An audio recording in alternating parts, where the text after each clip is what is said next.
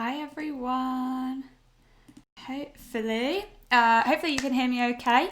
And yes, I see the stream has now changed, which is great. And key thing here, just gonna wait a couple of moments. But yeah, if someone could put it in the chat, if you can hear me okay and you can see me okay, etc., just puts me at ease personally as well, which is always good. I do have my second device. Fabulous, thank you for letting me know. It used to just be in the past, didn't it? Brilliant. Normally you would have your demos ready and know kind of the flow of the session, and that would be enough. Now I'm battling with the pressure of my internet connection and the speed of my laptop's going to move with everything running. So thank you very much. And if things go a little bit topsy-turvy, just let me know in the chat. I'll try and keep an eye on it as much as possible, and we'll see if we can do anything to support it. But if not, I will share a link actually. Why don't I get that link right now to actually some information, some videos, some links, etc. So even if you're just joining, don't leave after like a couple of minutes. It would be nice if you stayed, but I totally understand if we have any technical difficulties. Then I want to make sure you all have somewhere else to go and get some resources. So let me just grab a link. They're all on the Reactor GitHub, which is great. Sarah from the team really helped me, so thank you, Sarah, to make sure I can share lots of great information with you all, and I knew exactly what I was doing. So here we go. Let me post that link in just here. There we go. Oh, there we go.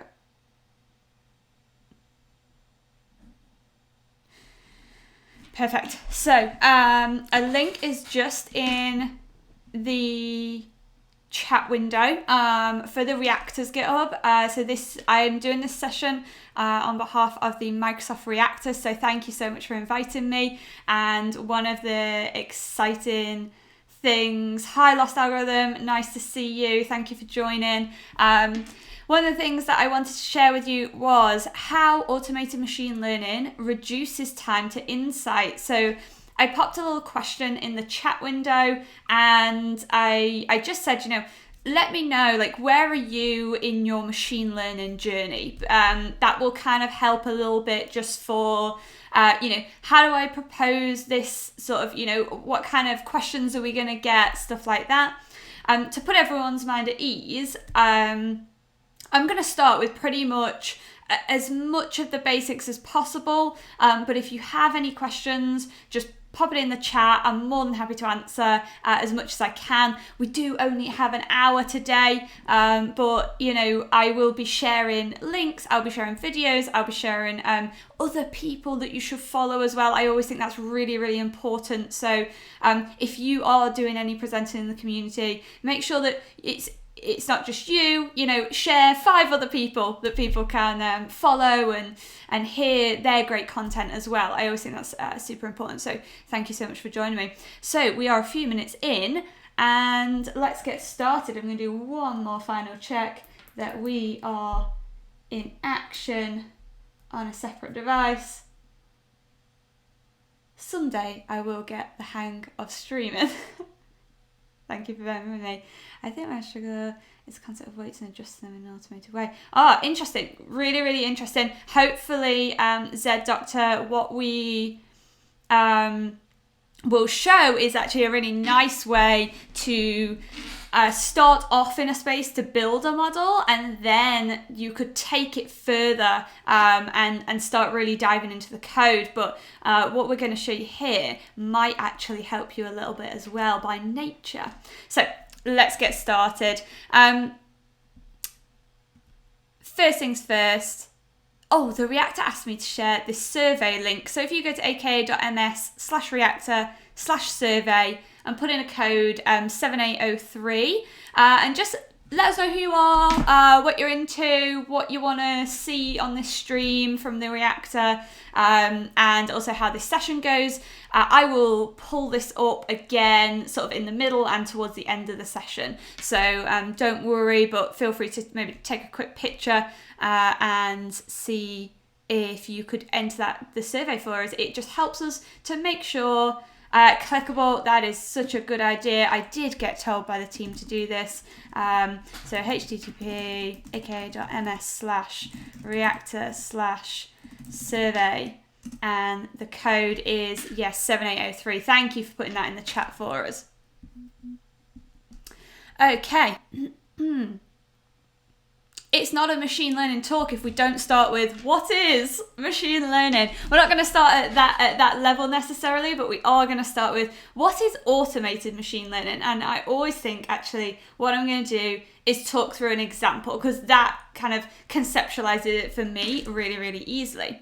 So here's our example scenario. You may have heard of it before. It's a pretty simple scenario, and that is, how much is this car worth? And we have data on the car, right? So we have type, we have age, we have mileage, we have MPG is probably in there as well, stuff like that, because I'm such a car person, I don't know. But yeah, how much is this car worth? Normally, the way that you would approach this problem as a data scientist is you would gather your data, you would analyze it, so you would start to understand, what does my data look like? What are my splits of data? Do I have correlations in my data? Really, really pure data science stuff, and you can go to lots of different websites on the internet and learn some, the basics of data science. I highly recommend doing it. You must know your data inside out, I believe, before jumping in to machine learning problems. But say we know our data really, really well, and we know that we want to predict the price of our car. What a data scientist would normally do is they would actually have to do some pretty time-consuming writing of code, selecting features, selecting algorithms, selecting parameters. I mean, already those three things sound pretty time-consuming. So what might we have, right? So we would select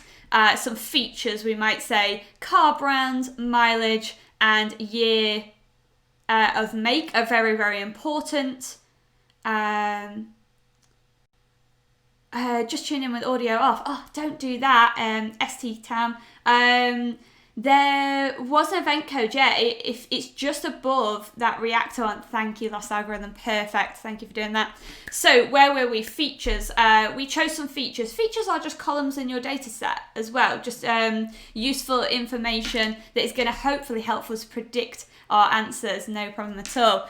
Next thing that we would have to choose, so we've now maybe cut down our data frame in Python, for example, to just those features, and now we're going to start choosing what type of algorithm we're actually going to apply to the problem.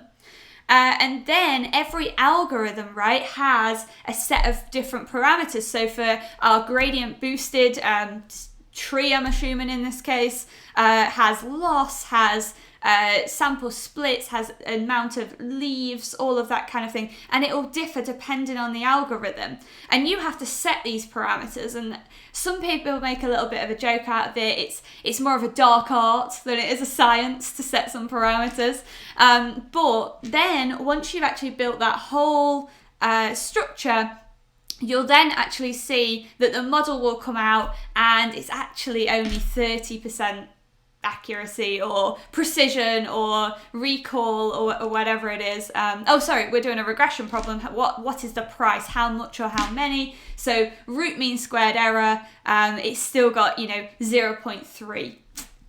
It's not great, it's not ideal. And so next thing that we would do is we would then say, right, I'll change my features, I'll change my algorithm, therefore my parameters change as well. And then, the model got a little bit better, a little bit better. So that's progress, right? We're saying, actually these features might be more suitable, or these algorithms.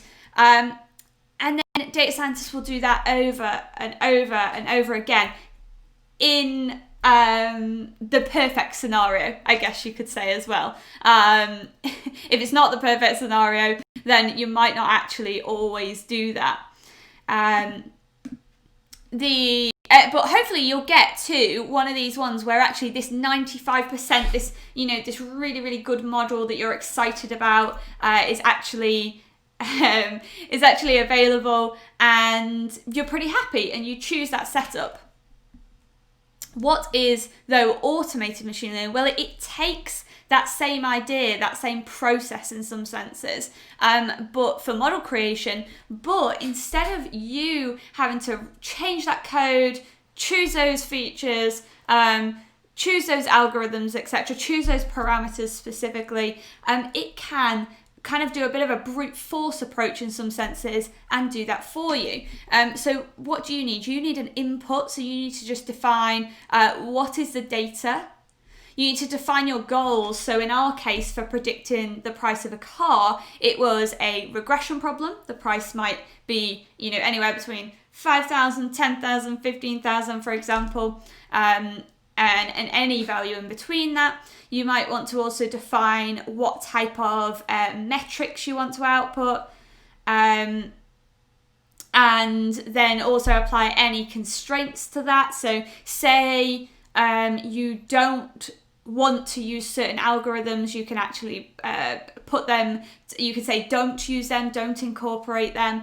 If you need it to output certain metrics, you can absolutely select the one that's most important for you. So data, define the goal, and then apply these constraints. Great question from Fearshot X. What is the search based on, and how time consuming will it be for the large data sets? So that's a really interesting one. From what I understand, it is designed by, it will look at your data, because what you'll see is when we do the example, it kind of tells us a lot about the different types of data that are in there and stuff like that. And then from there, it will choose, it sounds a bit meta, but it will choose algorithms that it thinks suits. And then from there, it will kind of whittle down its own tree of which one to choose next in order to do those different goals. However, also remember, you are running this on cloud compute in most cases. Yes, it's a guided, and that's a really, really good point, really well described, lost algorithm. So one of the interesting things there is actually seeing how quickly some of these models run. I mean, we are going to look at sample data set, right? So sample, real life, quite different. But one of the interesting things is seeing the amount of different algorithms that it will do. But also, when you tend to then look at the top few, you'll see actually the algorithm is maybe used multiple times, and it's maybe different types of scaling or normalization that it uses or something like that. Once I tried Azure Machine Learning, over 50. Oh, okay. Thank you for providing that comment, though. It's good to know the types of things people are finding when they're using the technology. Hopefully we can show you something that you can try again, maybe. Definitely 168 lines of data is not a lot, so we definitely want to make sure that we figure that one out.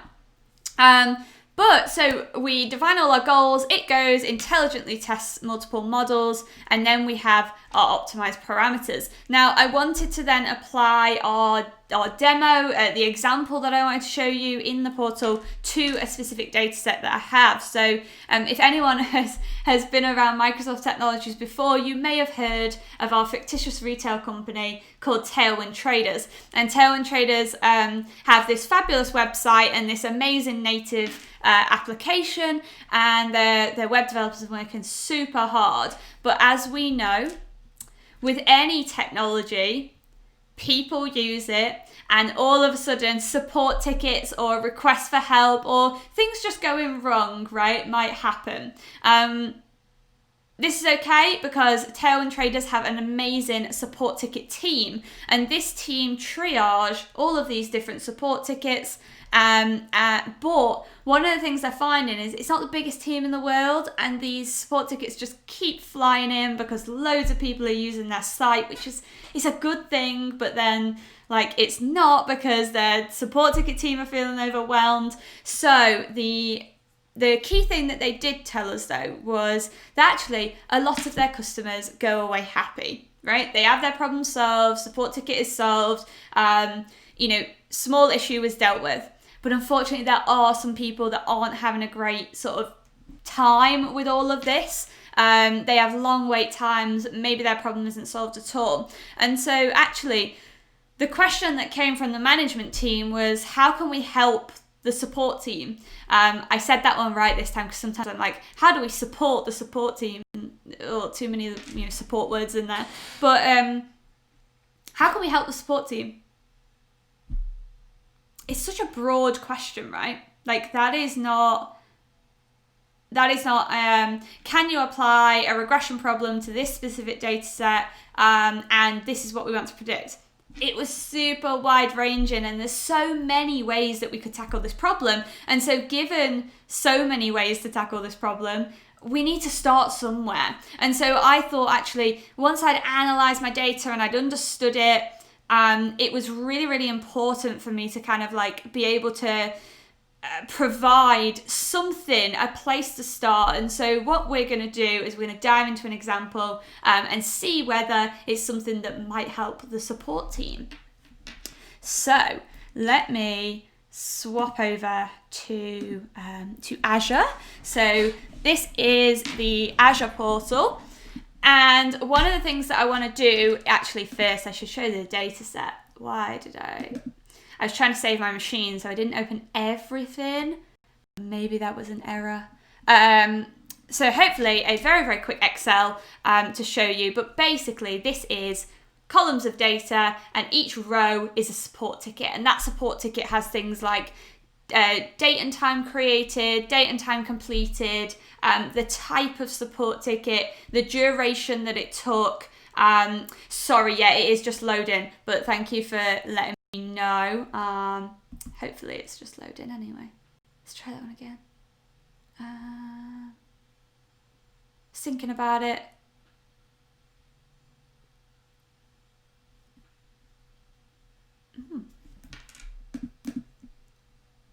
In a minute, I'm going to have like 10 versions of this Excel probably open.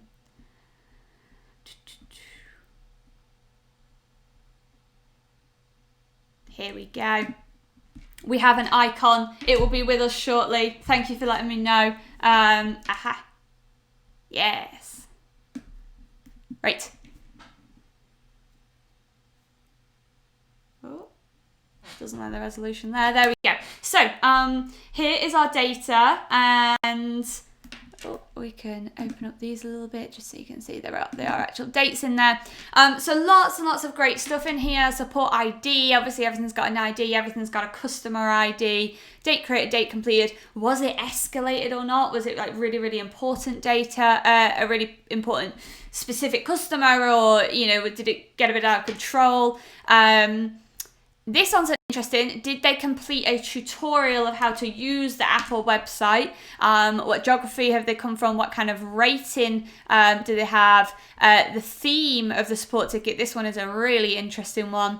As well as then, what I've done is, because we're doing a machine learning problem, I did a little bit of feature engineering. It's important, as I said, to understand your data set. So what I did was I did the completed tutorial. Instead of it being yes and no strings, I changed it to binary format, so 0 and 1. I did the same thing for a rating, where I've said, okay, if it said high, put 1. If it said low, put 0. Also, if anyone is in business intelligence, let me know if you've done business intelligence in the past.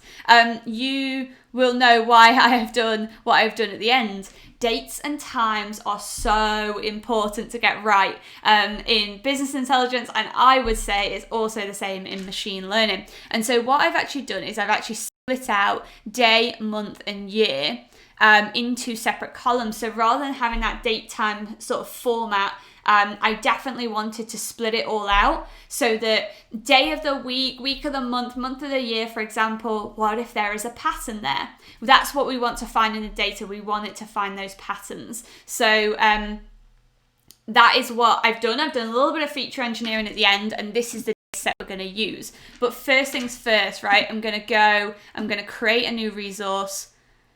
Fingers crossed for me, everyone, that my internet holds up a little bit.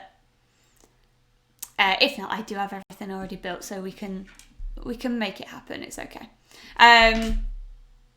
No problem. I know Excel, but don't we all just actually love Excel? I do. I'm going to say that I do. I'm okay with it. So here we go. AI and machine learning category. Click on machine learning, and we're going to basically just create an instance of the Azure Machine Learning Service. Our we need to excel in ML. This is absolutely true. So we are creating an Azure Machine Learning instance. We have automated machine learning built into the Azure Machine Learning Studio. So it's definitely worth kind of going in there, creating that instance. We also have things like the designer. I think Francesca was one of my colleagues was on here. There's a video actually on the Microsoft Developer Twitch channel that you can watch where she talked through the designer by the looks of it.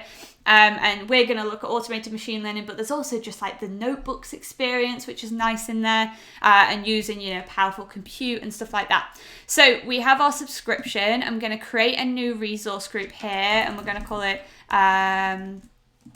Reactor Stream.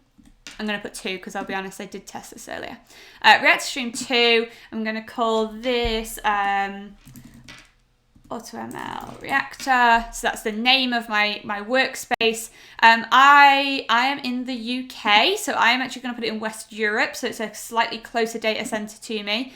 And for Workspace Edition, I'm going to choose Enterprise because the automated machine learning capability and the designer are 2 things that are in the Enterprise version.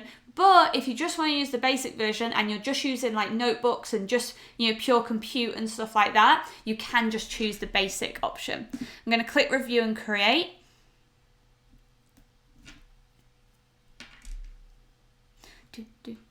And it's just doing a quick validation, and then I'll click create here.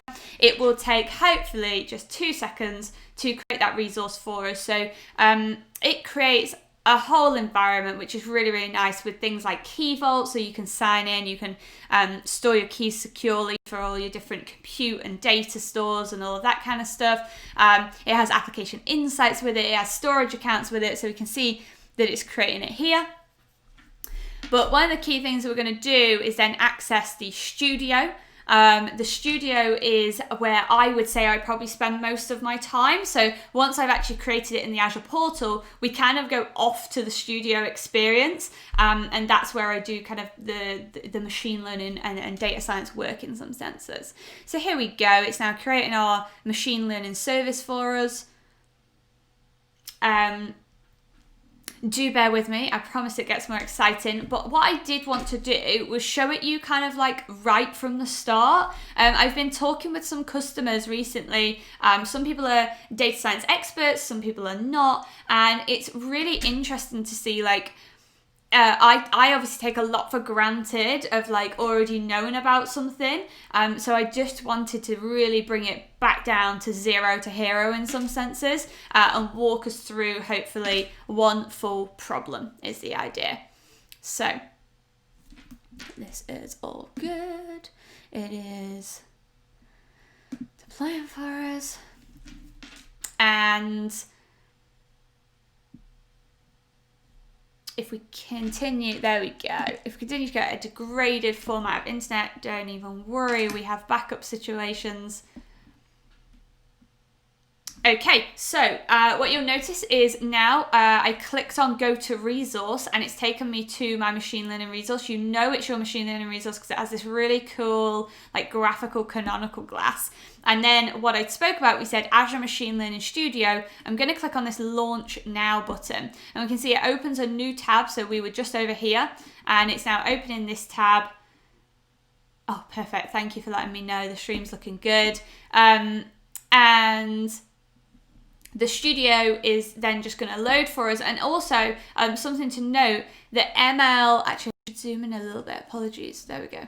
ml.azure.com. Let me type it in so ml.azure.com. Once you actually have the service set up, I actually just go straight there now. Like, I just go to ml.azure.com. I probably don't go to the Azure portal, because once I've set it up once, I just want to keep going back to like actually build like the machine learning models and stuff like that. So definitely keep that in mind. I tend to go there as a quick route. Just while that new instance is loading, let me show you, here's an instance I prepared earlier. So this is the kind of the studio format. When you first log in, it gives you those different services that we offer, but also, you know, when I have done different experiments, I can see them all the runs here. I can see different compute environments that I have available to me, as well as the handy tutorial and documentation piece just at the bottom.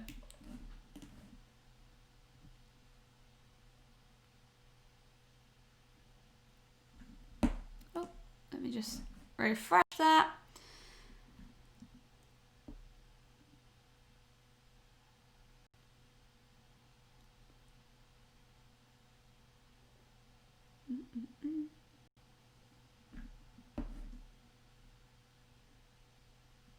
Okay, we are getting some problems. So what I'm going to do, I'm going to change tact very slightly and show you some of the next steps. So something that you definitely have to do, you've created your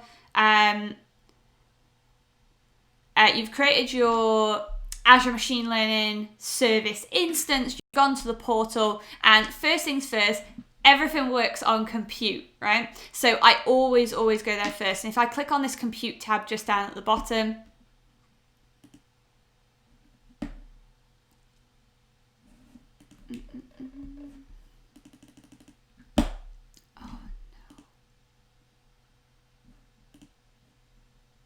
here we go. We can actually see there's different types of compute here. So one of them is compute instances.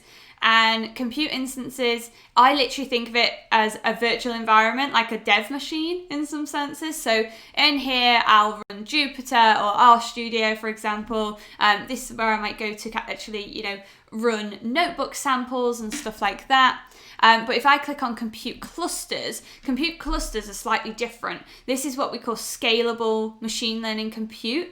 And I always think of it in the sense that you have lots of clusters or lots of nodes in some senses of machines. So it can be GPU machines, it can be CPU machines. And what you do is you just assign your experiment to whatever compute it is. And one of the really nice things that it does is it actually like scales up when there is work and then scales right back down again when there is no work. So from those times that I used to like wake up in hot sweats in the middle of the night because I've left like a cluster of GPU machines running, that like doesn't happen anymore, because I know that the minute my experiment has stopped running, they will start to scale back down again. So compute instances for running notebooks and compute clusters for actually running the actual experiments. Okay, seems to be having a few little issues here, but hopefully it sorts itself out. If not, I've got backup videos of everything we were going to do, so don't worry. Oh, there we go. It's like every time I say, like, oh, we've got a backup, it starts working again. Oh, wow, I really spoke too soon there. Let's try one more time.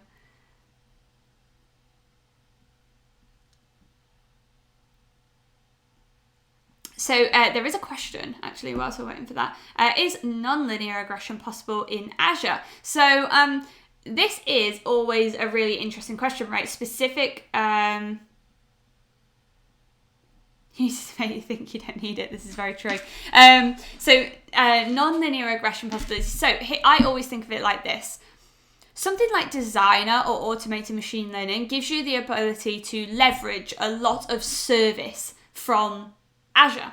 So it will, run well-known trusted models, for example, against your datasets. if you have specific things that you want to run, so say you're using TensorFlow, you're using Keras, you're using PyTorch, you have, certain algorithms that you really want to use, you could just use the notebook experience. But what Azure then gives you is the ability to apply it to cloud scale compute, right? So that is what I always find different. We can see right now my actual physical device is struggling significantly, probably because I've run too many machine learning workloads on it, and I should have been running them all in the cloud. But that's like always a really interesting point. Leverage the compute, leverage the data storage, leverage the ability to actually deploy these things to containers and then consume them with the REST API. Think of Azure Machine Learning as the platform for your end-to-end. You can bring whatever you wish. So if you have a nonlinear form of regression that you want to bring to Azure, you absolutely can. And then what you can do is you can read more into things like automated machine learning or the designer and see what it does run. So it's the algorithms it does run through, for example. But it's a really great question. Thank you for asking it. So we have our compute set up, and to just set up this compute, it's so simple. So you just click on new, and then it comes up and it just says you just add a name, you choose your virtual machine type, so the size of it, and then you say how many nodes you want of it. It's as simple as that. So it's not designed to be like, oh, I need to know everything about, a virtual machine and a cluster to be able to set it up. It's designed for people who want to do data science.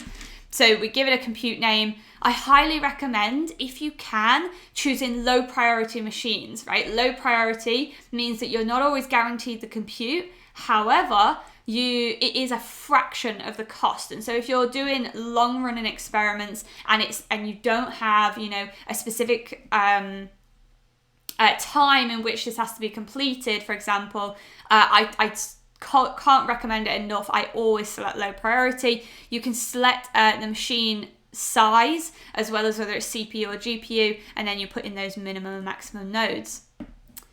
So we'll just cancel out of that one. Next up, after you've created some compute, is to upload your data set. And these are just the two prerequisites to be able to run anything in Azure Machine Learning.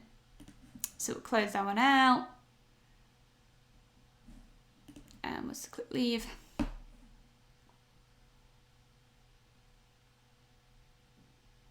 And from there, I'm going to click on datasets.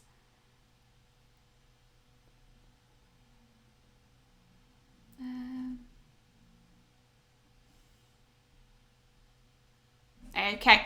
So in my data sets, this is a really interesting one.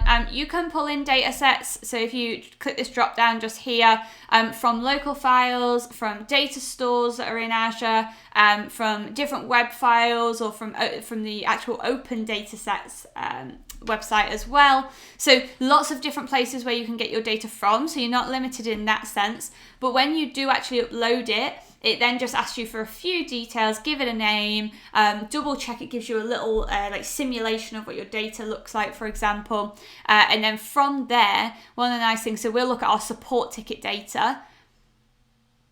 And you can always go back to it. You can do something called generate a profile. And what that does is it just explores your data a little bit and tells you about the spread of your data, the range of your data, minimums and maximums for each column, for example. And then you can actually do that. I think it's in Explore. You get your profile. And it will just tell you a little bit about that data. I'm maybe testing it a little bit given that it seems to be struggling. Maybe not. But you can go and explore your data here. And then it also tells you how exactly you can consume the data with a little bit of code as well. This is so useful. I love this. I'm really glad that we added that. So now we have our compute, right? We have our scalable CPU compute that I'm going to assign my automated machine learning experiment to. And we also have a data set that's available to us. So now I'm going to go to the services part, which is just at the top here, and click on automated machine learning. When I'm in the automated machine learning space, it's we can see I've run already quite a lot in here, but I'm actually going to click on new automated machine learning run. And from there, in the UI, so we'll talk a little bit about the code version hopefully shortly, you can very quickly start setting up your experiment. So this is, on the slide where it was like, enter data, apply constraints, and tell us about basically your problem. This is this exact part. So we're going to select our data set, which is our support tickets. And then we're going to click next.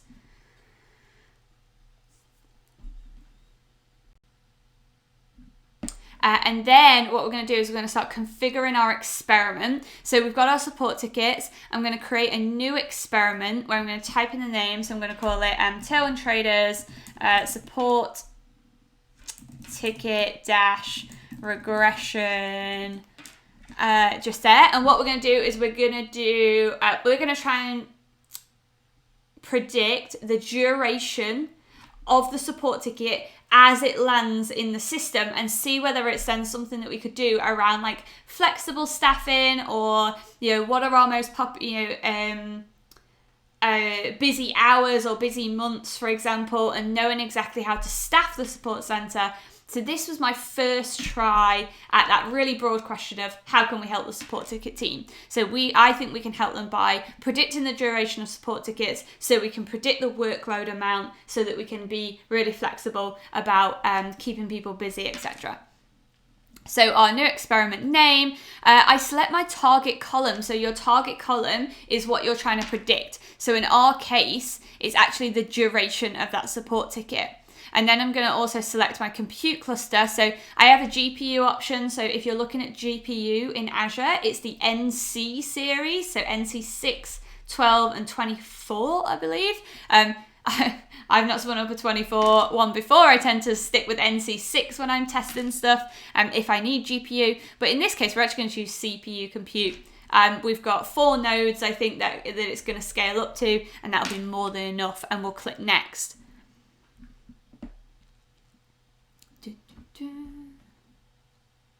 Okay, now we're going to select the type. So we can do classification, and we can actually enable deep learning. So if you're doing anything stuff around images, for example, we can do regression, and we can do time series forecasting. So in this case, we're trying to predict the duration, and the duration is a time value, and I want it to be quite flexible, and the time is in days. So it's like 1 day, 2 day, 3 day, up to 9 days, I think was my minimum and maximum. But I kind of want it to tell me like it's going to take about 2.5 days, or it's going to take 2.2 days or whatever. I'm going to let it have that flexibility in this case first, and then we'll decide later whether we want to change it to classification. So I'm going to click on regression just here. And then what you'll notice, do not miss these 2 little bits here. So view additional configuration settings. This is where you can start really picking and choosing exactly what you want your machine learning, your automated machine learning process to do. So we're going to choose the primary metric. So in this case, I'm going to do normalize root mean squared error for our regression. So we want that as close to 0 as possible. Root mean squared error is great because you can, if you have a model and it's actually just like predicting everything at the same range, your root mean squared error is actually going to be quite high, because what it's going to do, it's going to penalize by squaring, in some senses, the error that is on those side bits. So say you have a normal, a normal distribution curve like this, and actually it's just predicting all the same values. Well, it's gonna measure that error between, say, the 2 ends, the 2 extremities, and that error would then be like massively enlarged. So it can really tell you if it's just basically predicting the mean, I always think. So then explain best model. I can definitely recommend this. This is part of our explainability and responsible ML techniques. So I really, really recommend explaining the best model. You can actually get it to explain any model that it runs once it's run it. But this will give you like what are the most feature importance that applies to the model. You can look for bias in there. You can look to see, especially with regression and classification, you can actually see like what if analysis almost. So like choose a specific data point and then have a look into like what it's why it would be predicting one thing over another, for example. That is a whole nother space, and Actually, let me see if I can get you a quick link. I think, was it aks/,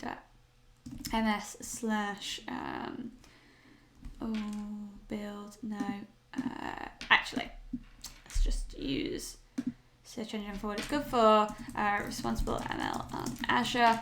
So I'm just searching in my browser, responsible ML on Azure, and perfect.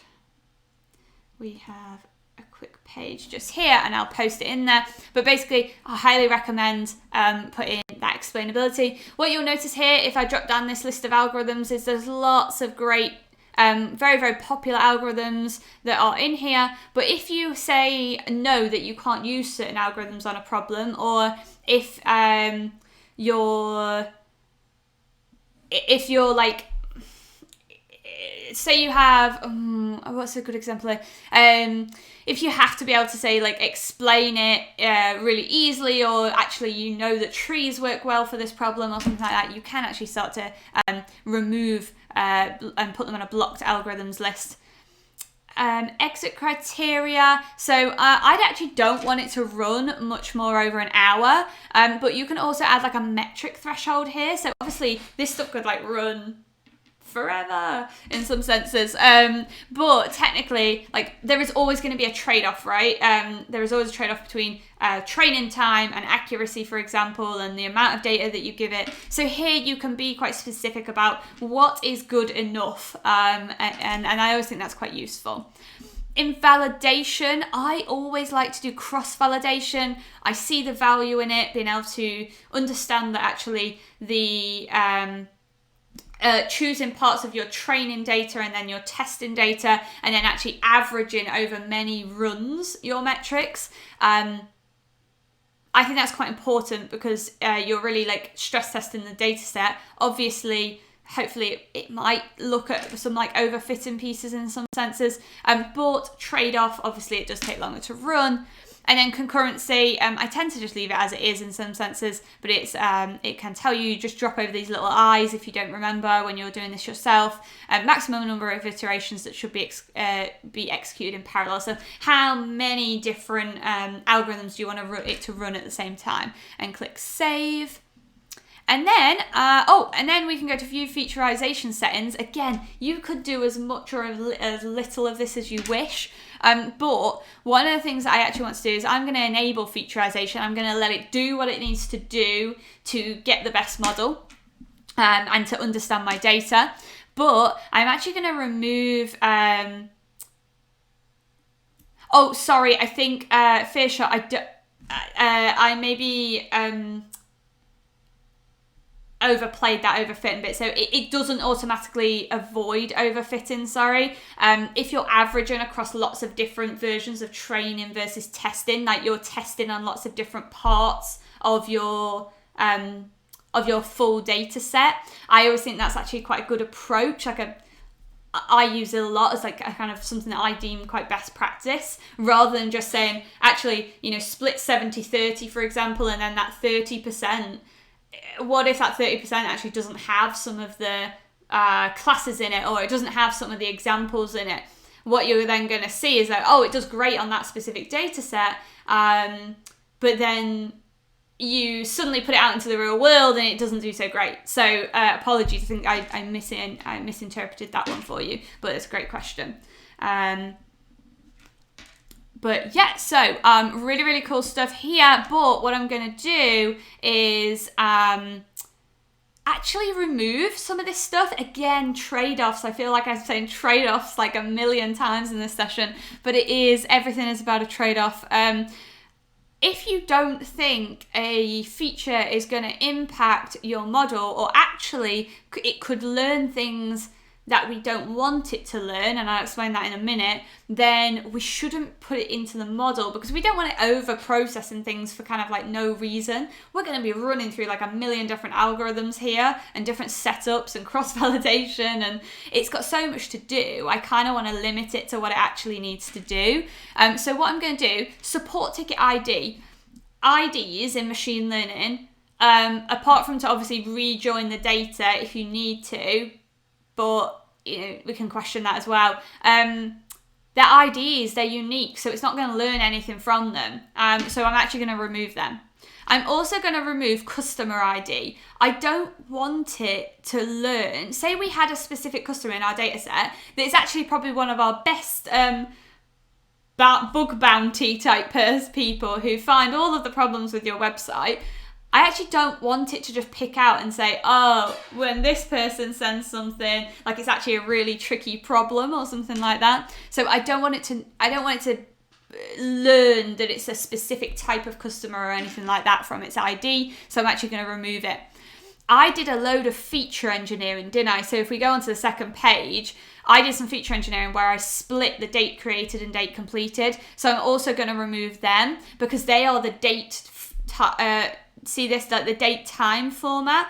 I think it's going to do a better job, and please tell me otherwise, is if it has like day of the week, month of the year, what year it is as a separate thing, so it can start to see patterns across that data rather than having to interpret, because technically a lot of these date times might actually be quite unique.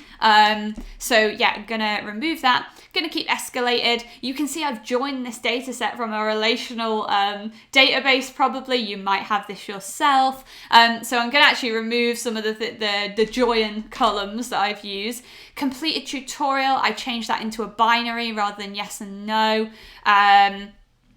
Role ID, geography ID 2, we can see that's a duplicate. That's a duplicate as well. And then if we go on to just the second page here, rate and numeric will keep, date created, date, but what we won't have in our problem, because I said when a support ticket lands in the system, so this is where I'm going to deploy it to, right? The support ticket system.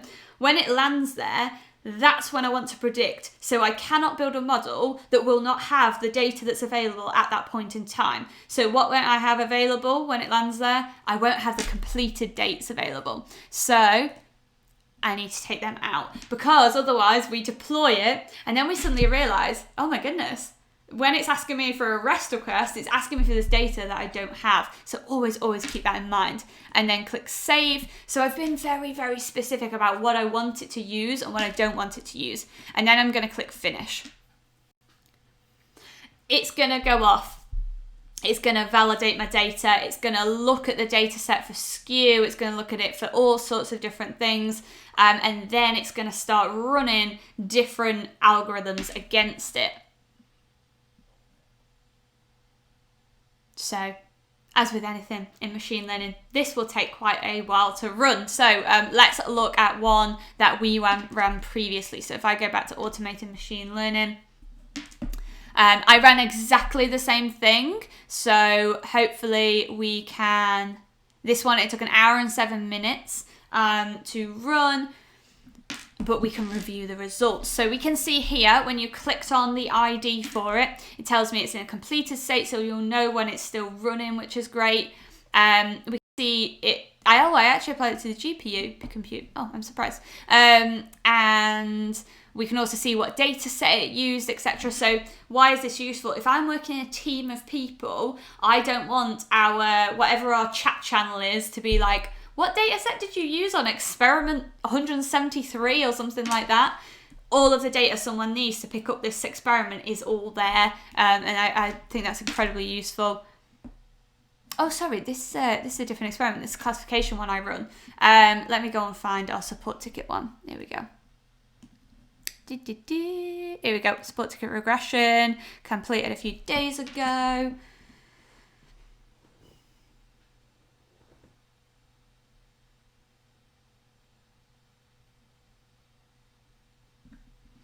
Okay, so here we go. Another experiment looks the same, so you'll get that similar format of feeling. This one ran on CPU compute, took 55 minutes, so just under my hour limit for it. That's the data set I ran. This was a regression problem. And one of the things I'm able to do is I can go under data guardrails here, and it does some really cool stuff when it does that automatic featureization. So when you know how I kept that running. So it says missing feature values. So missing feature values were detected in my training data. I can click view additional details, and I can see that the column tenure had some things missing, and it put in a mean type.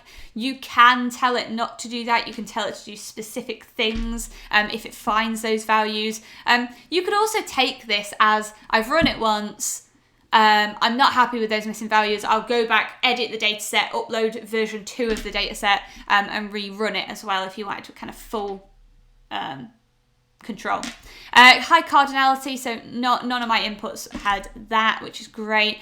And then if I go into models, this is the bit that's probably the most impressive, because I think the first time I ran it, I was a bit like, is it going to run like 6 or something like that? More like it runs like 66 sort of things, different setups.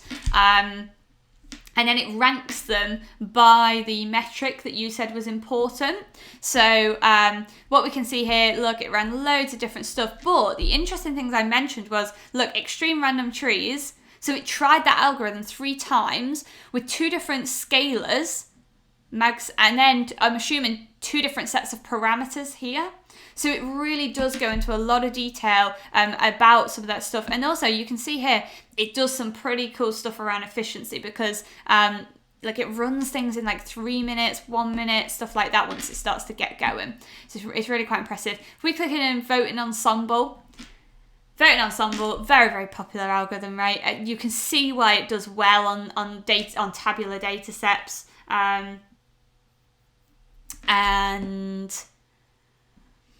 we can see here, we can dig in, we can see the main metric, but we can always see all of the other metrics as well. So don't feel like when you choose that metrics, that's the end of the day, you can't do any more.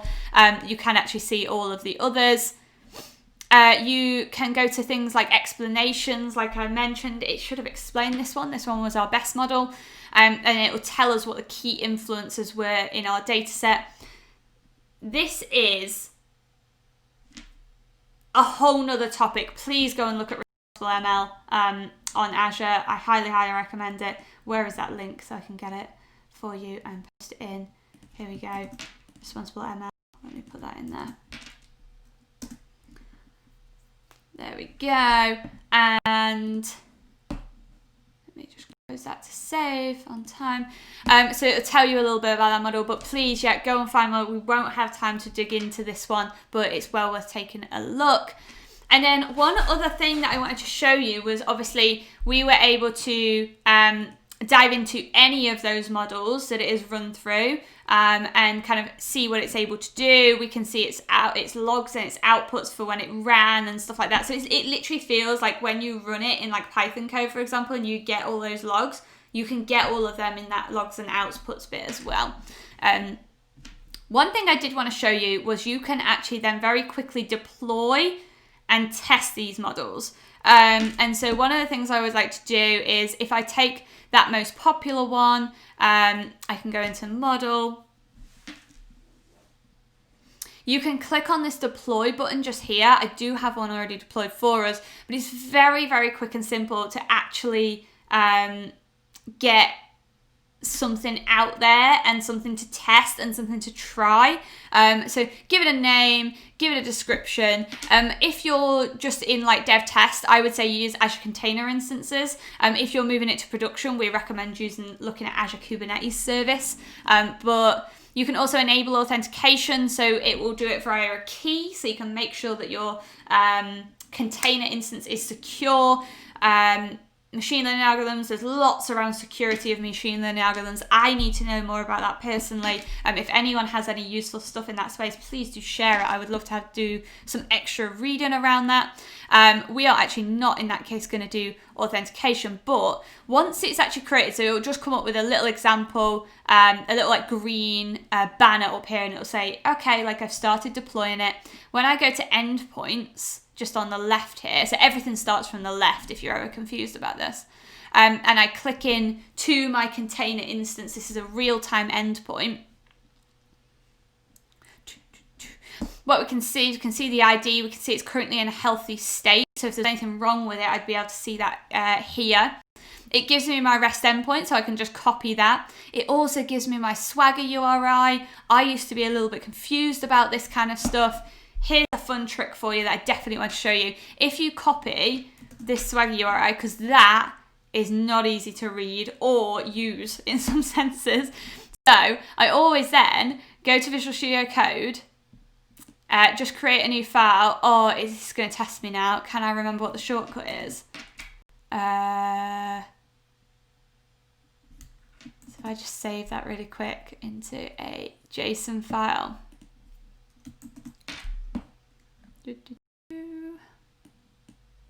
Oh, struggling a little bit there. We'll just put it on my desktop.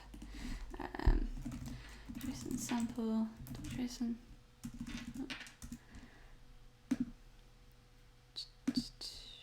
Save. Cool. So, once it knows it's a JSON file, there we go. And I select the whole thing. Oh, okay. It was Shift-Alt-F. Was it?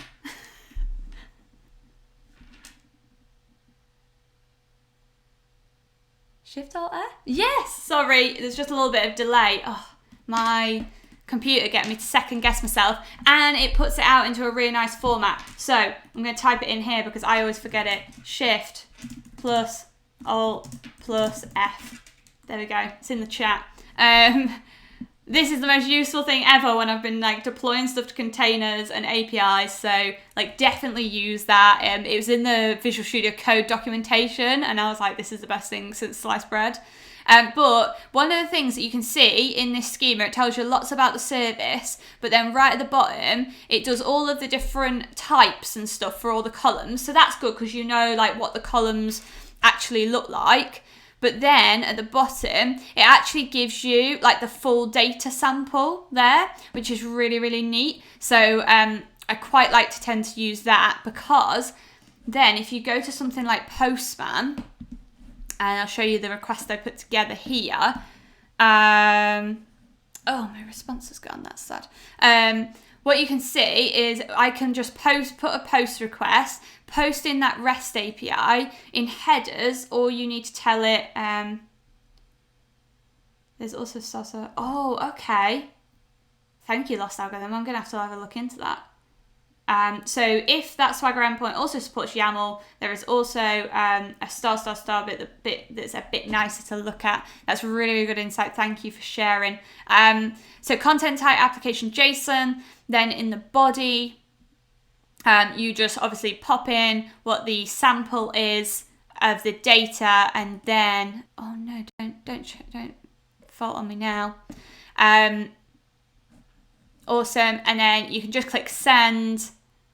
So this is great just for like testing that the API is doing exactly what you're expecting it to do as well. And then you'll actually get your results. So it's saying, okay, given that really simple model, it would expect that it's about 2 3/4 days to change that support, to solve that support ticket, for example. You can also obviously put multiple formats of that same data into the request, and then all it will do is it will just do a JSON separated string with all your predictions. So it's nice. Like, I am absolutely not a containers expert. Like I'm a data science person. Like, I love data. So I just want to share with you, like, you saw how surprised I was of like Shift-Alt-F. So you can see the level of skills that I have in like sort of standard development at this point. I'm all on the machine learning side. And so I find it really interesting that like I have been able to do this really, really easily in some senses. So definitely keep that in mind. But what we did was we created an Azure machine learning instance. We created some scalable compute to use.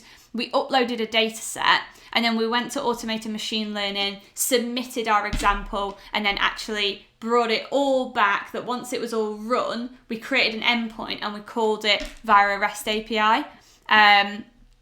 So that is the full end-to-end in some senses of that single workflow. One final thing, if I've got time and my internet holds up for me, is I just wanted to show you that all of this stuff, we did it in the UI, but actually you have loads and loads of control if you run it via the SDK as well. So the Azure ML SDK has an Auto ML part, but one of the really nice bits is in the Notebooks tab in Azure Machine Learning, you can actually go to samples, find the Python samples, and automatically clone it. So, please load quicker so that I can show this. Here we go, samples, Python, the newest version of it, how to use Azure ML. And then what you'll see is there's all these different folders, and each one of these just has like IPython notebooks in it, and then it shows you exactly. So like the explainability stuff, like definitely go ahead. You just click on these three dots and you just click clone.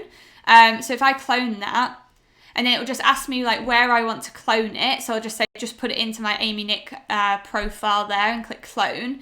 And it will just basically like move the whole thing there. So as you're learning, like definitely take advantage of that, because I think that's kind of a, sorry, I've already cloned that one because I'm already using it, that's why. And so very, very finally, let me show you how to use Azure ML. And then we have automated machine learning. Please load quicker. And I can like hear it ticking. In fact, if I, oh my goodness, yeah, the back of my laptop's pretty warm as well. So we've got lots and lots of different examples here. Click into those examples, definitely go ahead and check them out because they're like super useful. And you can see, like now you've gone through the automated ML stuff on the UI, like it's really easy to see how it like moves over to the SDK. And then if you go to the documentation, super rich documentation, it actually like forecasting via remote. No way. Oh my goodness, yeah. So remote is that it's using remote compute, but forecasting via, exactly right. These samples are incredible. Like go use them. But yeah, definitely go and take a look at them. So let me just skip along a little bit. Just gonna cancel that one out and run from here.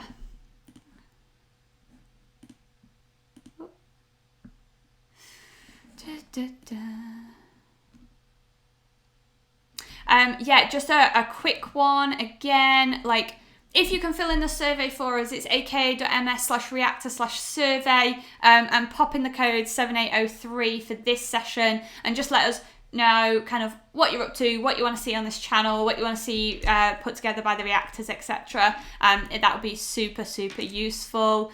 So what I'll do is I'll just pop that in the chat again. So aka.ms/reactor/survey. Oh, and then I spelled it wrong. Don't type under pressure. And then the code is 7803.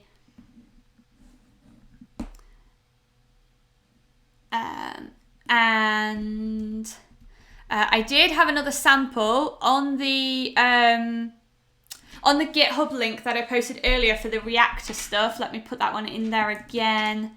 There is 2 videos, one for the support ticket stuff that we did on regression, and also one for the for a forecasting example as well. So like, please feel free to go and take a look at that. And then I just wanted to share some cool links with you. So aka.ms/mythbuster-automl will take you to some of the documentation around this. Also, I talked a little bit about metrics. If you're a little bit newer in the machine learning space and you want to know more about these metrics, there's a great link there that'll actually tell you exactly what each one does and what it tells you. So like definitely look at that. And then also docs.microsoft.com/Azure/machine learning takes you to the full documentation for the Azure Machine Learning Studio, and hopefully I've shown you a small part of that you can get started with. I also wanted, as I said, to share some of the amazing influencers, well, I think they're influencers anyway, or just people in this space that I have really enjoyed seeing their content as well. So Francesca is one of them. She has been on this stream. She is amazing, Francesca Lazzari. And then we've also got Ari Bornstein as well. Definitely follow him. He does amazing stuff around natural language processing, and he's really, really deep into like research spaces and stuff like that. So if that's a bit of you, go follow Ari. I wanted to put Vlad in here. Vlad was part of the global AI community. That's also just below. And he did this amazing talk where he took a Kaggle dataset and a Kaggle like competition problem and applied Azure Automated Machine Learning to it. There is a talk on YouTube, if you go to the Global AI Community YouTube, and he does some wicked stuff. So I just wanted to put him on here because he just thinks of really cool ways to look at like different things. So definitely follow him. And then also follow Global AI Community. There's loads of great talks. I've done some stuff for some sessions and some hosting for the Global AI Community. It's a really nice space to be able to just share different insights and stuff like that. So thank you so much for joining me. I am 5 minutes over. Apologies for that. Apologies the internet was a little slower. I did want to get through a little bit more. Oh, don't we always? But hopefully it's been kind of useful. I'll go back through the chat and stuff like that and see if there's any extra questions that I can answer. But honestly, like, use the samples, use the links, follow these people, and yeah, just like, thanks so much for joining us. All right. Oh, thanks everyone. I really enjoyed the stream, so thank you for joining me. I will leave this up just for now as people file out of the virtual building and just put the little survey on there. And I'll take a look at some of the comments as well.